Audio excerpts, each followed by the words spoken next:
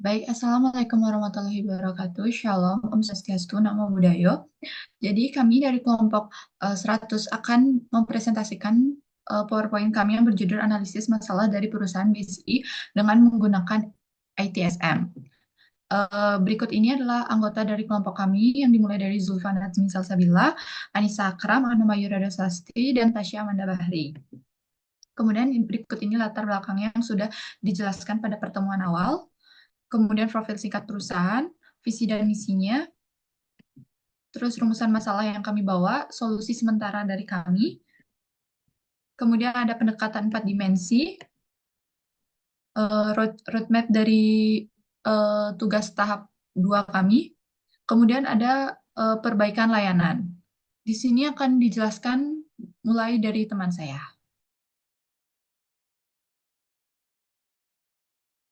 Oke, di sini ada pembuatan berbagai layanan. Yang pertama itu ada Service Performance Monitoring and Management.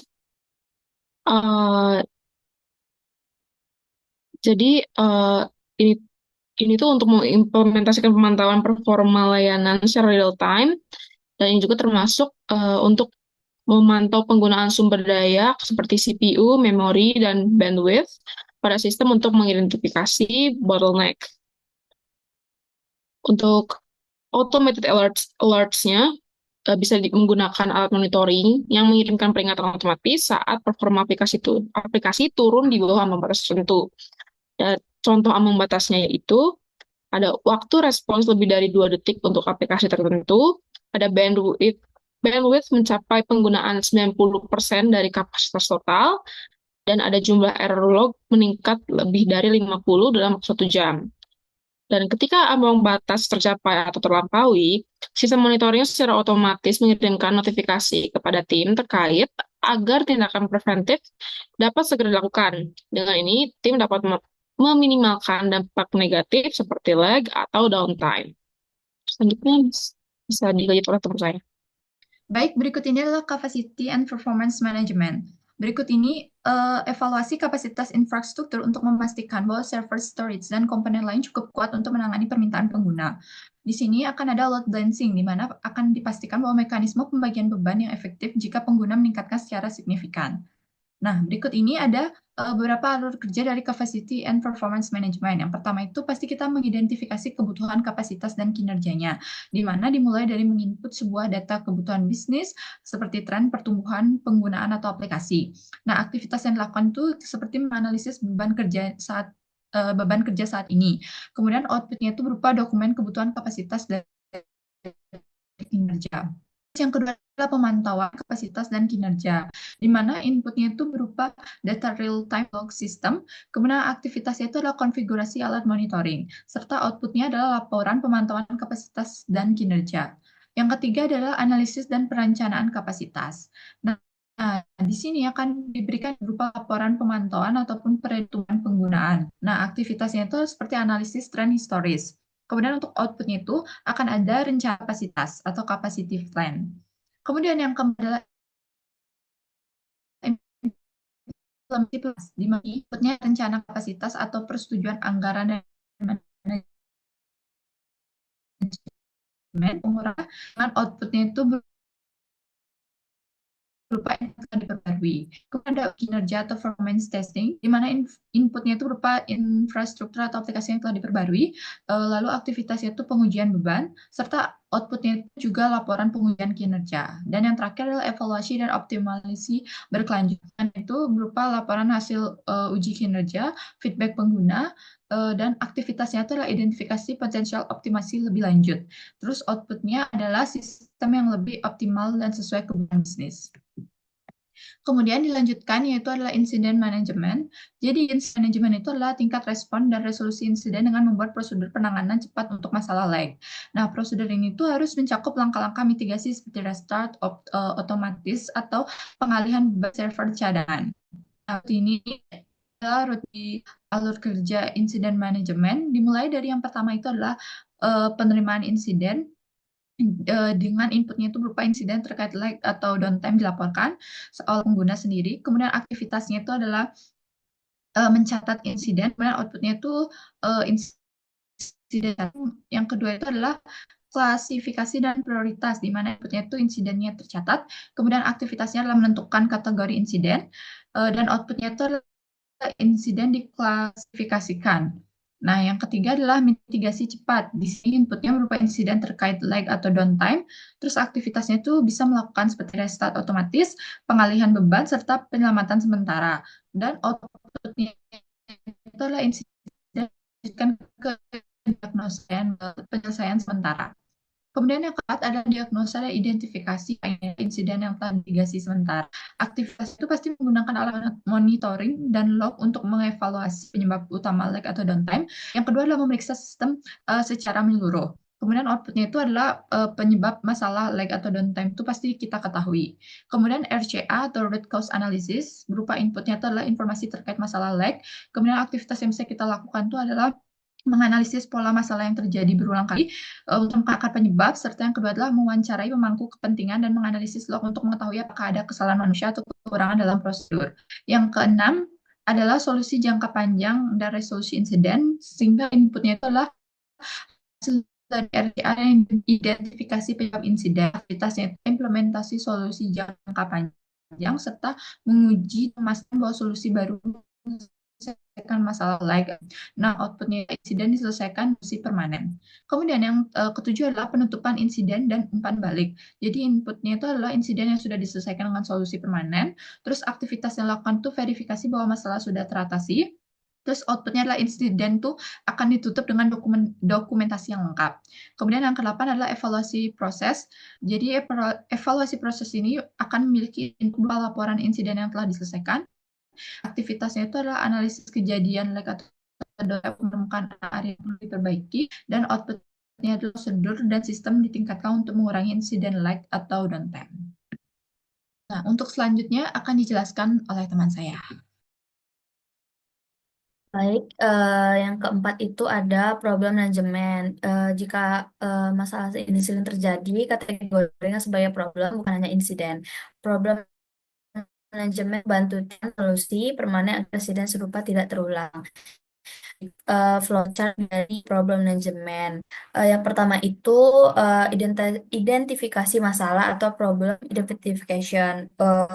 Untuk mencatat insiden yang berulang dan menganalisis pola kejadian.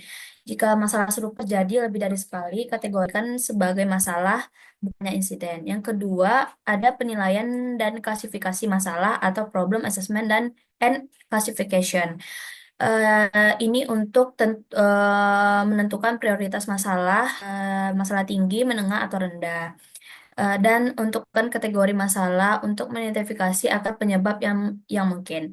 Yang ketiga, ada investigasi dan diagnosa masalah atau problem investigation dan diagnosis. Ini untuk menggunakan teknik analisis seperti analisis akar penyebab atau root cause analysis, dan juga untuk mencatat temuan sementara untuk membantu tim IT dalam pemecahan masalah. Yang keempat, ada pencatat non error atau KEDB. Eh, ini untuk menyimpan masalah dan solusi sementara dalam KEDB, dan memastikan solusi sementara dicatat dengan detail untuk memudahkan penanganan masalah serupa di masa depan. Yang kelima, ada implementasi solusi atau solution implementation. Yang kelima ini menerapkan perubahan atau perbaikan untuk mencegah masalah terulang. Dan juga jika solusi permanen belum tersedia, terapkan solusi sementara dan terus evaluasi. Verifikasi dan penutupan masalah atau problem closure and verification. Ini untuk verifikasi apakah solusi permanen atau sementara telah berhasil mengatasi masalah, dan untuk menutup masalah dan dokumentasikan hasil penyelesaian dalam KEDB. Berikut ini flowchartnya dan dilanjutkan oleh teman saya.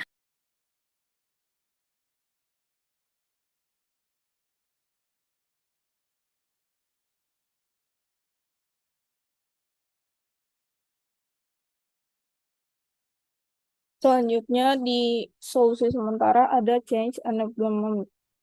Di situ ada tujuan review dan uji perubahan. Tujuan dari review dan uji perubahan adalah untuk memastikan bahwa pembaruan atau konfigurasi baru yang akan diimplementasikan pada aplikasi tidak menimbulkan masalah atau gangguan pada sistem yang ada. Yang kedua ada proses review dan uji perubahan. Yang poin pertama, pengumpulan informasi. Sebelum perubahan dilakukan, tim pengembangan atau perubahan mengumpulkan informasi terkait pembaruan yang akan diterapkan, baik itu pembaruan perangkat lunak, fitur baru, atau konfigurasi sistem. Poin kedua, ada analisis dampak perubahan. Tim melakukan analisis untuk mengevaluasi dampak perubahan terhadap sistem secara keseluruhan. Poin ketiga, ada uji fungsional dan pengujian kerja. Perubahan diuji di lingkungan yang isolasi atau lingkungan uji coba atau test environment untuk memastikan fungsionalitas baru bekerja dengan baik dan tidak menyebabkan masalah yang tidak terduga.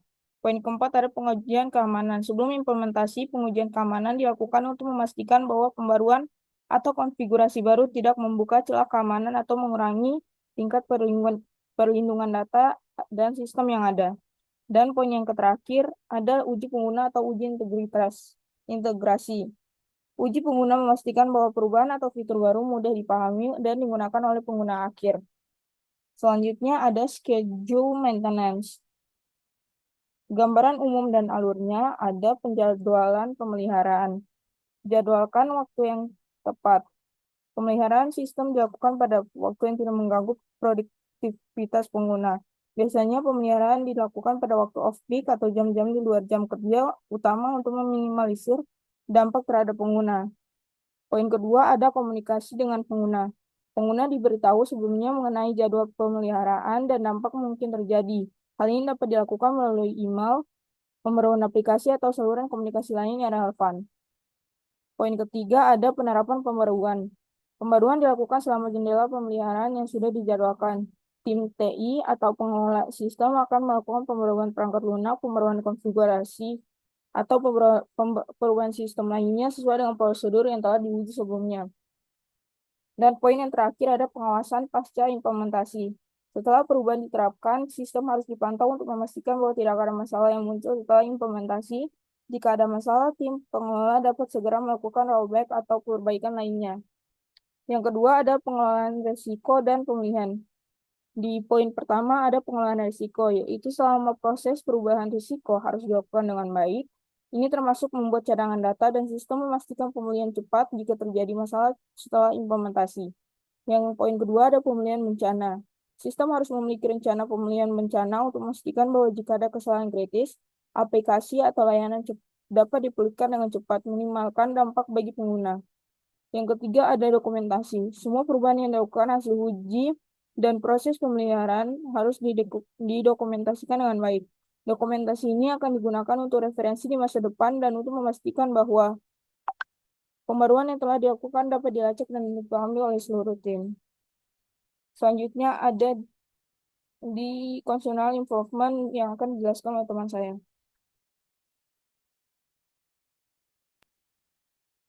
Baik, selanjutnya ini adalah continual improvement atau perbaikan berkelanjutan. Perbaikan berkelanjutan adalah proses untuk meningkatkan layanan secara bertahap berdasarkan analisis data dan umpan balik. Berikut alur kerjanya, yaitu mengumpulkan feedback, menganalisis data, mengidentifikasi prioritas, merancang solusi, implementasi perubahan, uji efektivitas, lalu dokumentasi dan evaluasi. Alur kerja ini akan sangat membantu organisasi untuk menjaga kualitas layanan yang konsisten dan terus meningkat. Bisa di next. Baik, di sini saya akan membacakan kesimpulannya. Jadi Bank Syariah Indonesia sebagai lembaga perbankan yang beroperasi dengan prinsip cairan menghadapi tantangan operasional yang signifikan seperti downtime sistem, ancaman serangan cyber, kehilangan kepercayaan nasabah, dan kebutuhan untuk pemulihan cepat dalam sistem IT. Dalam rangka menjaga keberlanjutan dan mencapai tujuan strategis sebagai bank syariah terbuka, BSI perlu mengadopsi pendekatan holistik dan terstruktur melalui penerapan 4 dimensi yang mencakup organisasi dan sumber daya manusia, informasi dan teknologi, partners and suppliers, serta value stream and process. BSI dapat meningkatkan efisiensi operasional, mempercepat respon terhadap insiden, dan menjaga kepercayaan nasabah. Pendekatan ini mencakup pengembangan kompetensi staf untuk meningkatkan keterampilan, adaptasi teknologi canggih untuk memperkuat infrastruktur IT, serta kolaborasi dengan mitra eksternal untuk mendukung pengolahan risiko dan pemulihan bencana. Penerapan praktik terbaik berbasis ITIL 4 seperti pemantauan performa layanan, manajemen kapasitas, pengelolaan insiden yang efektif, dan perbaikan berkelanjutan akan memperkuat daya tahan sistem dan memberikan layanan optimal. Hal ini akan memberikan kontribusi besar terhadap pertumbuhan dan keberlanjutan BSI, sehingga menjadikannya lebih realistis dalam menghadapi tantangan pasar yang dinamis dan mendukung tujuan strategis BSI sebagai bank syariah termuka di Indonesia dan tingkat global.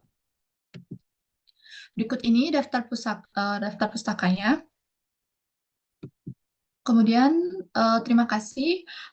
Kami mohon maaf apabila ada kesalahan dalam presentasi kami. Kami ucapkan terima kasih.